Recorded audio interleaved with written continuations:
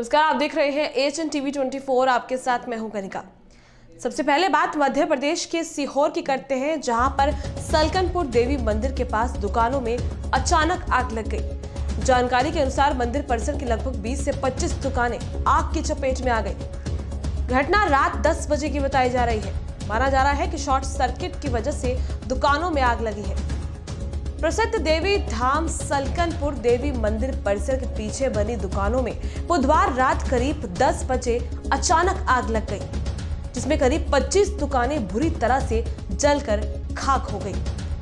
अचानक लगी आग से दुकानदारों को काफी नुकसान हो चुका है। समय पर फायर ब्रिगेड मौके पर नहीं पहुंच पाने के कारण स्थानीय लोगों ने अपने स्तर पर आग बुझाने के प्रयास किए। आग लगने की वजह शॉर्ट सर्किट बताई जा रही है। फिलहाल किसी तरह की जानहानि की सूचना नहीं है। प्रदेश में कांग्रेस की सरकार बनने के बाद भाजपा ने लोकसभा चुनाव को लेकर अभी से तैयारियां शुरू कर दी है। इसके लिए कार्यकर्ता को एक मंच पर लाने की तैयारियां की जा रही हैं। इसके तहत सागर में पालक संयोजक कार्यकर्ताओं की बैठक में शामिल होने के लिए राष्ट्रीय अध्यक्ष अमित शाह आएंगे। इस बैठक के बाद लोकसभा संचालन टोली की बैठक भी सागर में होगी। सिद्दीकागंज की बात करते हैं, जहां अमरपुर टपर गांव में इन दिनों जल संकट गहराता ही जा रहा है। गांव की जनसंख्या लगभग 300 के करीब है, जहां शासन की ओर से गांव में पीने के पानी के लिए कोई व्यवस्था नहीं की गई। लोगों की माने तो गांव में मात्र 2 हैंडपंप लगे हैं, जिस पर पूरा गांव निर्भर है। यहाँ तक कि मवेशी भी उन्हीं हैंडपंपों पर ही निर्भर है, जिसमें से एक हैंडपंप पिछले कई महीने से खराब पड़ा है। इसके चलते ग्रामीणों को भारी परेशानियों का सामना करना पड़ रहा है। बता दें कि सरकार गांव के विकास को लेकर बड़ी बड़ी बातें करती है, लेकिन जिस तरह से गांव में पानी की व्यवस्था नहीं है, उसे देखकर सरकार पर कई तरह के सवाल खड़े होते हैं। आज सीहोर लोक निर्माण विभाग के कार्यालय में ट्रांसफर होकर आए ई जाहिर मोहम्मद कुरैशी अपनी ड्यूटी ज्वाइन करने पहुंचे। इस दौरान उन्होंने सबसे पहले पदस्थ ई राजेश रैक्वार, जिन्होंने अभी तक अपना चार्ज नहीं छोड़ा क्योंकि वो किसी कारणवश छुट्टी पर थे, जिसके बाद चार्ज लेने आए नए ई ने अपने ऑफिस पर ताला लगा देखा और नीचे जाकर जमकर अपने स्टाफ को लताड़ा और ताला तोड़ने की धमकी देने लगे। सर, क्या नाम है आपका? यार मोहम्मद। मोहम्मद जी, देखा जा रहा है कि आज आपको ज्वाइनिंग लेना थी। नहीं, मैंने 5 तारीख को ज्वाइन कर लिया है जी। उन्होंने चार्ज नहीं दिया। एक पक्षी ज्वाइन करने का शासन का नियम है, मैंने उसके तहत ज्वाइनिंग दे दी है। तो सर, ये नौबत कहाँ से आ गई कि ताला तोड़ने की नौबत आ चुकी है? कि मतलब कारबालेंद्री के रूम का ताला लगा हुआ है। मैंने बोला स्टाफ से कि आप भैया, मैं चूँकि ज्वाइन कर लिया, मैं यहाँ का प्रभारी हूँ, तो मैं अपने रूम में बैठूँ। तो ये तो आप डीएम साहब को भी शिकायत कर सकते थे। तो मैं शिकायत कहाँ करूँ? मैं तो अपने स्टाफ को बोल रहा हूँ कि चाबी होगी तो लाके भाई खोलो ताला, में बैठूँगा। तो यहाँ आपका क्या है, अन्य जो कर्मचारी हैं वो आपका साथ नहीं दे रहा है क्या? अभी तो जानकारी नहीं है कि साथ देने के लिए। भाई मैं उनको बोला हूँ कि आप मुझे सहयोग करो, क्योंकि मैं शासन के निर्देश से आया हूँ।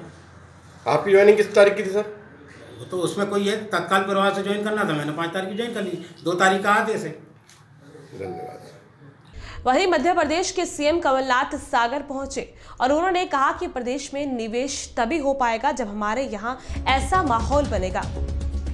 हमें निवेश के लिए माहौल बनाना है और इसके लिए प्रयास किए जा रहे हैं। इस मौके पर सीएम ने घोषणा करते हुए कहा कि उनकी सरकार ओबीसी को 27% और सामान्य वर्ग को 10% आरक्षण देगी। आपको बता दें कि सीएम ने मंच से एक बार नहीं बल्कि आरक्षण दिए जाने की बात को 2 बार दोहराया और फिर भाजपा की पूर्व में रही शिवराज सरकार पर निशाना साधा। उन्होंने कहा कि भाजपा सरकार 15 साल तक प्रदेश में रही, लेकिन ओबीसी वर्ग को आरक्षण देने पर चुप्पी साधे रही। सीएम ने कहा किसानों के लिए लानी होगी क्रांति। मुख्यमंत्री कमलनाथ ने कहा कि किसानों के लिए कर्ज माफी योजना के तहत पैसा भेजा जा रहा है। भाजपा की सरकार ने 15 सालों में प्रदेश के विकास को पीछे धकेल दिया है। किसानों के लिए अब क्रांति लानी होगी। शिवराज सिंह चौहान खुद को किसान का बेटा कहते हैं, लेकिन उनके कार्यकाल में किसानों के पेट पर लात तो सीने पर गोलियां चलाई गई हैं। सूत्र सेवा की 18 बसों को दिखाई हरी झंडी। कार्यक्रम के दौरान मुख्यमंत्री कमलनाथ और राजस्व व परिवहन मंत्री गोविंद सिंह राजपूत ने सूत्र सेवा की 18 बसों को हरी झंडी दिखाकर रवाना किया। ये बसें सागर से दमोह, जबलपुर समेत अन्य जिलों के लिए संचालित होंगी। बुजुर्गों, भाइयों, बहनों, नौजवानों, बहुत खुशी हुई फिर से सागर आकर।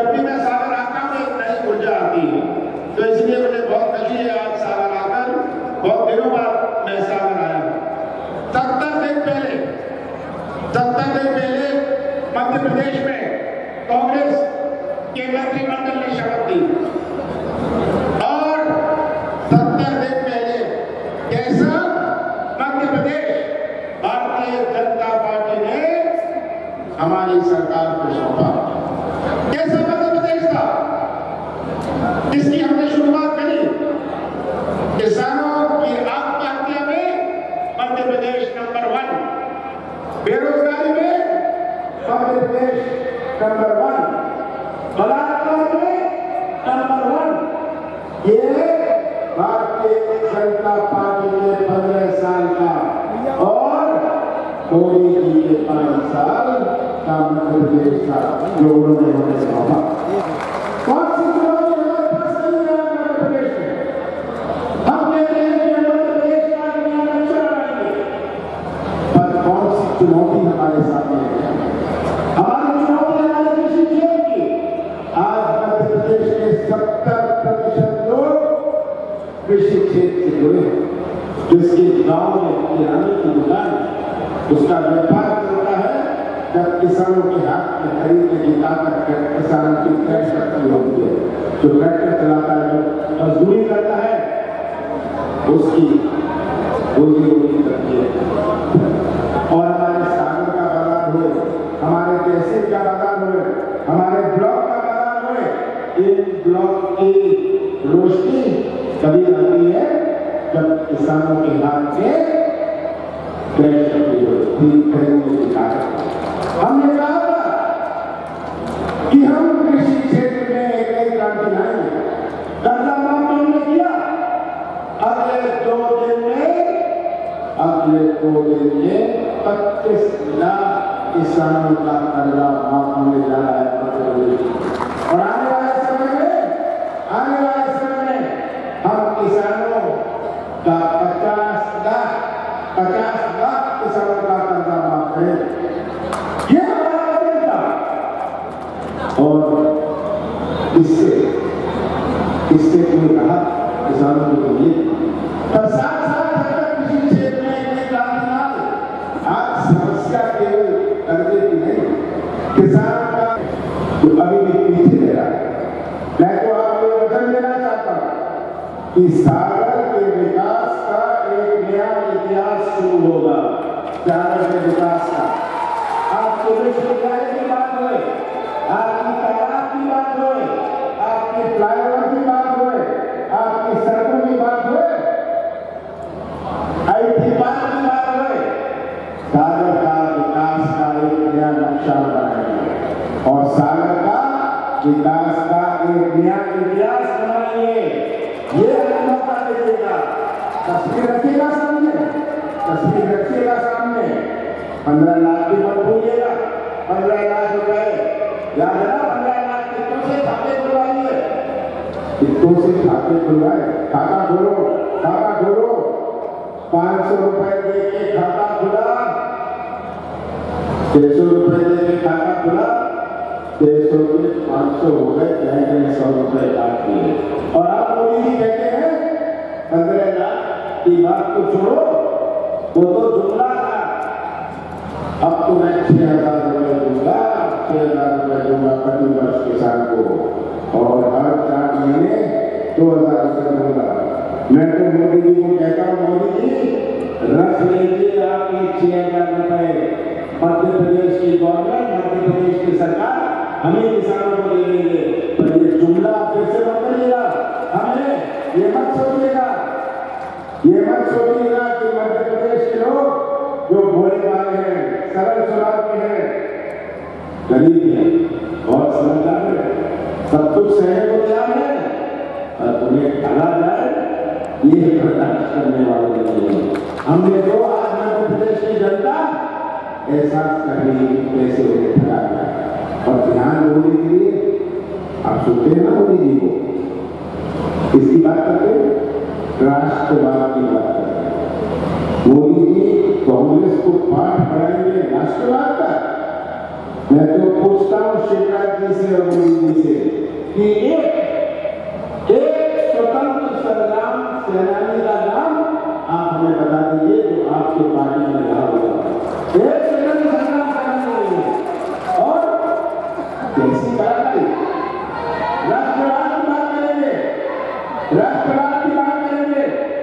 कांग्रेस की आलोचना करेंगे। कांग्रेस के पूर्व नेताओं ने कुर्बानी की, संघर्ष किया और आज हमारा देश आजाद हुआ। ये कांग्रेस का संघर्ष था। तब तक कोई मध्य प्रदेश में निवेश लगाने को तैयार नहीं। तो हमारा प्रयास है कि विश्वास का वातावरण हम मध्य प्रदेश में बनाए ताकि हमारे यहाँ निवेश आए। और मैं तो नौजवानों को कहना चाहता हूँ, आज मैंने घोषणा करी है कि हम पिछले वर्ग को 27% आरक्षण देंगे और सामान्य वर्ग को 10%।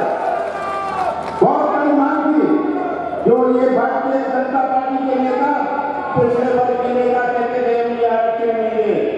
15 साल गुजर गए, आरक्षण नहीं मिला। अब तो हर पिछड़ी जाति के लिए हमने तय किया है कि 27% आरक्षण होगा। आज मैं तो आपके सामने वो तस्वीर रखना चाहता हूँ। याद है मोदी जी नौजवानों क्या कहते थे? उनके नारे याद है? Make in India, skill India, digital India. कितने बड़े बड़े विज्ञापन आते थे। टीवी खोलो तो कहते थे नौजवानों को 2 करोड़ नए रोजगार मिलेंगे। Make in India, skill India, digital India, stand up India. यहाँ कोई है नौजवान जो अपने skill India, stand up India वाला है? आज तो नौजवान भटक रहा है। कैसे कलाकारी नारों से कितना गुमराह किया और कैसे हमारे नौजवानों के भविष्य के साथ खिलवाड़ किया। ये तस्वीर आज हमारे सामने। लोकसभा का चुनाव लगभग 1.5 घंटे दूर। मैं तो आपको ये कहना चाहता हूँ संक्षेप कि ये तस्वीर अपने सामने रखेगा और सच्चाई का साथ देगा। सच्चाई का साथ देगा तभी हमारा मध्य प्रदेश सुरक्षित रहेगा। तरह तरह के ध्यान होने का प्रयास होगा। अच्छे दिन की बात याद है ना? अच्छे दिन आएंगे, अच्छे दिन आएंगे। किसके अच्छे दिन आए मैं पूछना चाहता हूँ। कितनी मांगे थी आपकी सागर की? शासकीय विश्वविद्यालय की मांग क्या पूरी हुई? क्या तालाब में सुधार हुआ? क्या आपका फ्लाईओवर बना? अच्छे दिन आएंगे। किसके अच्छे दिन आए मैं पूछना चाहता हूँ। अच्छे दिन आए। अच्छे दिन तो भारतीय जनता पार्टी के नेताओं के आए जिनके पास 2 व्हीलर नहीं थी, अब तो 4-4 4 व्हीलर लेके घूमते हैं। इनके अच्छे दिन जरूर आए। और सागर का इतिहास, मैं तो सागर आकर देखता हूँ कि सागर एक ऐसा हमारा संवाद है। तो फिलहाल मेरे साथ इतना ही। बने रहिए HN TV 24 पर। तब तक के लिए नमस्कार।